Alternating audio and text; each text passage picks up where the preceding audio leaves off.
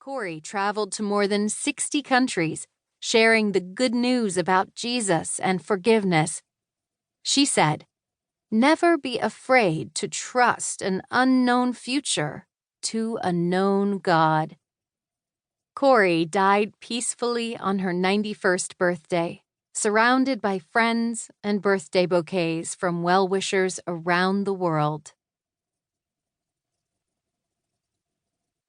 Pandita Ramabai, social reformer, 1858 to 1922. Pandita Ramabai's father, a Sanskrit scholar, trained his daughter rigorously in the art of memorization. By the time she was 20, Pandita spoke 5 languages and could recite 18,000 verses of the Hindu holy book. After her parents starved during a famine, Pandita traveled to Calcutta. There, she became an overnight sensation as a female scholar, which was unheard of at the time. Moved by compassion for the plight of millions of childhood widows, some as young as 8 years old, Pandita dedicated her life to social reform. In 1889, she became the first woman to address the National Social Congress in Bombay, pleading boldly on behalf of the girls starving on the streets or exploited as temple slaves.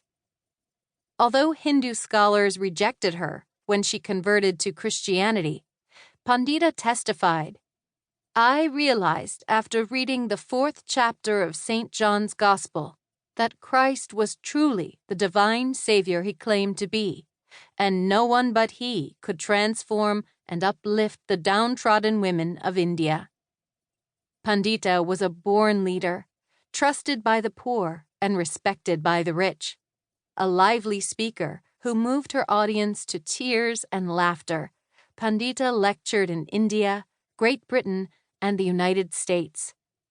Her fundraising efforts allowed her to open the Mukti Mission School in India. Traveling in disguise, she rescued destitute girls and widows, piling them into an ox cart to transport them to her school. Despite her busy schedule, Pandita still found time to translate the Bible into her native Marathi language before she died. Elizabeth Green, missionary pilot, 1920 to 1997. Elizabeth Green was the first pilot to fly for the Mission Aviation Fellowship. As a little girl, Betty was fascinated by airplanes. She eagerly read news stories about Amelia Earhart and Charles Lindbergh.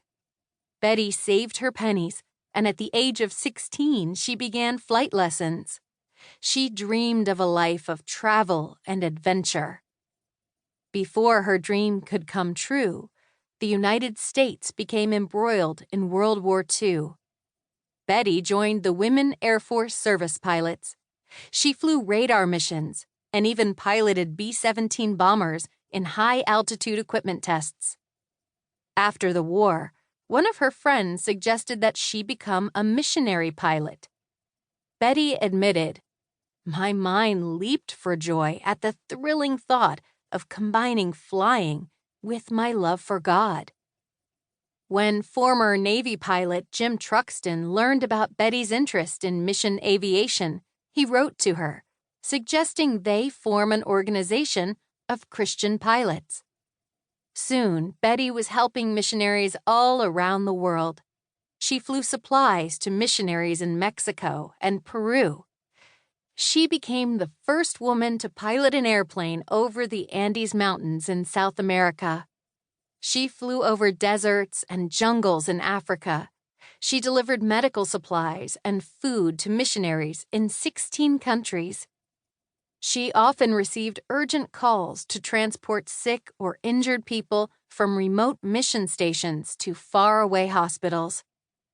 Betty served as a missionary pilot for 16 years. She was respected for her strong faith and passion for flying. Ruby